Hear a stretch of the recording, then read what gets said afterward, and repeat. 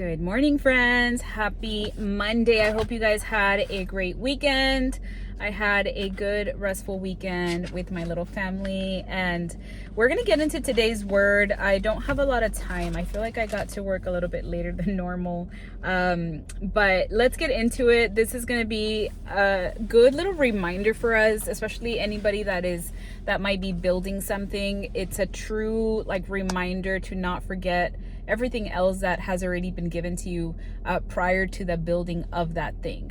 So this is going to be in Proverbs 27, verse 23 to 27.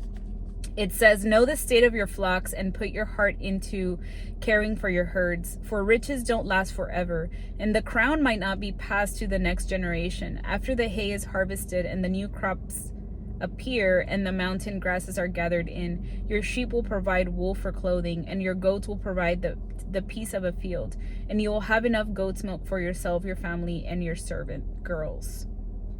So the first part says, on verse 23, it says, remind us to know the condition of our flocks. Means that we shouldn't just monitor our blessings from far away, but instead we should be actively involved. So this may be by checking in on the health of your calling. It may mean staying connected to your people or knowing the state of your own soul. Always checking in with ourselves and not being so focused on the thing that we forget everything else that truly matters. It's not just about building, it's about being present. So don't just produce, but also pay attention. I feel like this was a really good reminder for me because I am in a season of building a business, but I have had it in the back of my head that I need to make sure that I'm actively present in my children's lives and with my husband, because when I get home, it is really tempting to just want to pick up work and keep working on the little things that need to get done. And when I read this, that's the first thought that came to my head. So it's easy to start neglecting, but stewardship really begins with presence. So just being present and intentional with your time.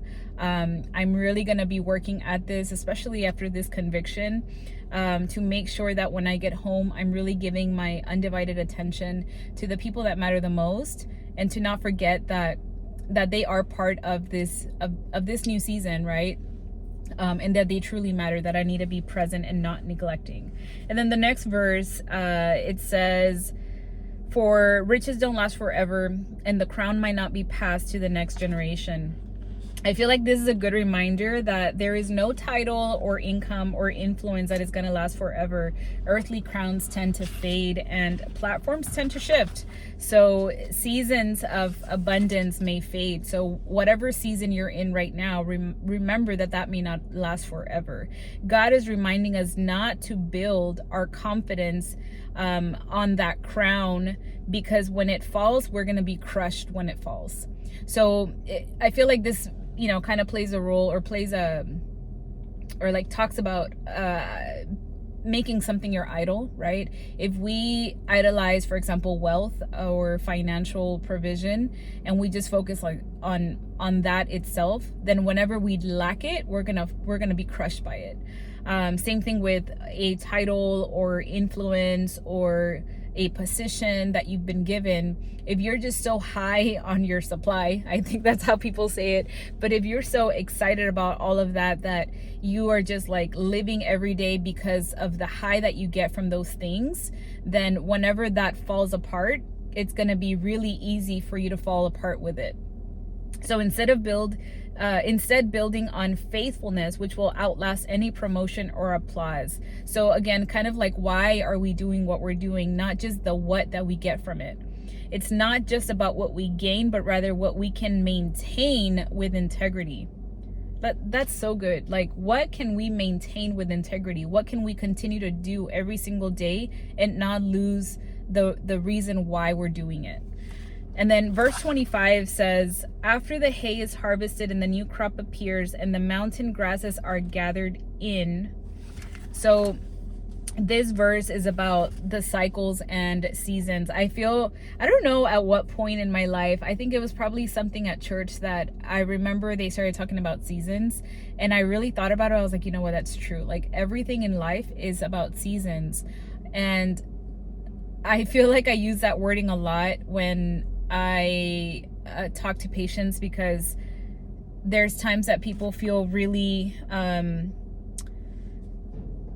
frustrated with the season that they're in, and I understand, because I've been through a lot of seasons. But like, for example, motherhood, you can be in a season where you're deep in motherhood, like you just had a baby and you're waking up in the middle of the night and you're exhausted, and you are seeing people that have all the energy in the world and they have fit bodies. Like, man, I truly remember this part, because I used to be so envious of that and jealous of the fact that, like, man, these people must have all the time in the world because I don't have any time. But reflecting on that and like thinking back, like, those seasons are so precious and they come and go very quickly. So we need to honor whatever season we're in, and remember that it's just, you know, a cycle. You're gonna go through some seasons and then come out the other side with something new, something better. So there's always gonna be times that there's going to be times when what used to feed us is gone. The field may look bare, but there's no need to panic. New growth will always come. As long as we tend the soil, we will reap, even if it's not instantly, but inevitably. Whatever season you're in, continue to sow into that, and know that you will grow what you see. Did I just say that? I did. That you will sow what you reap. I said that backwards. Oh my goodness. It's Monday, guys. Welcome Monday.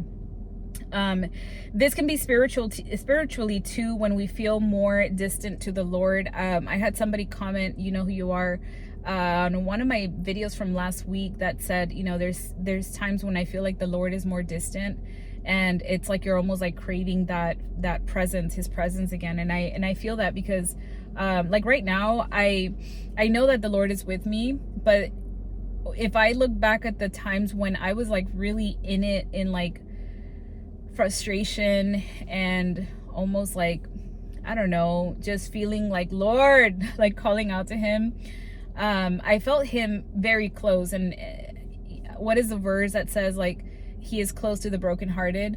I feel that was the case. Like, whenever I was in a very low like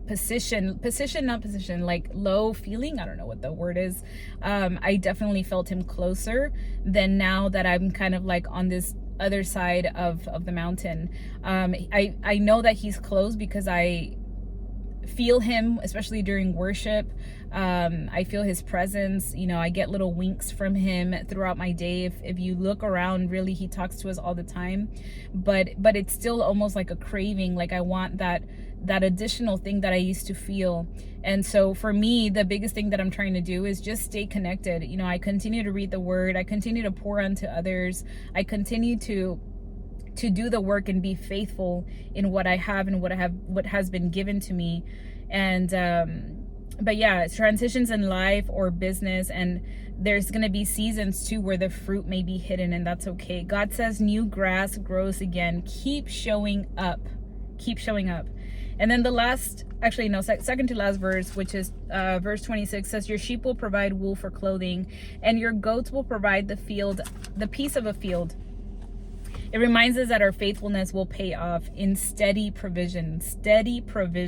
We don't need to scramble. We are covered. Our life is in his hands. He already knows what's going to happen. Stop worrying so much. The breakthrough comes after careful tending. What you invest in today will clothe your future. So there's so many little things that I'm doing right now in my life that are very time consuming, very brain consuming. There are many times that I'm like, why am I doing all of this? Like, there's so many people that don't do any of this, and they're probably sleeping well at night. I don't know. But I'm reminded that I have been given a calling and I have been given an assignment, and that everything that I do right now in my life, even though it may be a lot at times, I feel that only through or with God, right? Like through the fact that he gives me the strength and the endurance to get through all of this. I feel like that's the only reason that I'm able to push through. And I'll give you an example. Like getting on YouTube every morning is like it's a thing, right? Like I have to make time for that. I get excited to do it, but at the same time, like right now I'm looking at the clock because it's almost going to be 8 o'clock. I have to go inside. When I get inside, I have to try to upload this while I'm seeing patients. The internet inside the building is super slow, and oftentimes I'm super frustrated because I'm like trying to get it uploaded. If not, it like slows my entire computer down. And then like I go and do, you know, things on Instagram because now I have a business. So part of, you know, having a business is marketing your business, and like what better way to do it than through free social media, right? And there's so many little things. I mean, that I give an example of that because that's just the season that I'm in. And these are they're not burdensome. It's an additional thing that I have to do, or an additional thing that I feel like has been told for me to do. And so it's just part of my daily routine now. But it still doesn't mean that it's easy. It doesn't mean that it doesn't come without effort. So we just have to remember that breakthrough comes after careful tending. So continue to do the work. Whatever you invest in today will clothe your future. And then the last verse 27 says, and you will have enough goat's milk for yourself and your family and your servant girls. It's a picture of overflow through stewardship. I love this because I feel like most humans, we just want to feel like we're taken care of, right? And this is a reminder that you don't have to grind yourself to burnout, that you didn't have to neglect your field chasing someone else's. Instead, the result of just doing the work is that we will have enough to eat, enough to share, enough to sustain others in our care. It's not about excess, but sufficiency. The Lord always gives us what we need, not what we want, what we need, when we're rooted in obedience. So ask yourself today, you know, what has God given you to tend to that maybe you're neglecting? And are you focused too much on chasing new things that you have forgotten what's already in your hands? Such a good reminder today. I feel like it's what I needed to be reminded of because, again, I'm in a season that is different. And at the same time, like, I love being a mom and I love being a wife, and I want to remember to show up as the best mom and best wife that I can be when I get home, and to not want to just like continue to work that I end up burning myself out. No, instead I need to learn to take breaks. I need to learn to be intentional with my time, and at the same time to know that God is the one that gives me that endurance, that strength to continue to do all the things that he has called me to do, that without him I don't have enough of what it takes to do it, but with him I can do anything. So I hope that this is a good reminder. I pray that you guys have a great Monday. I'm hoping today is a smooth day in clinic. I feel like I woke up like with just lower energy today. I'm just kind of like, wah. But anyways, it's going to be a great day regardless. So hope you guys have an amazing day. We'll see you all tomorrow. Bye.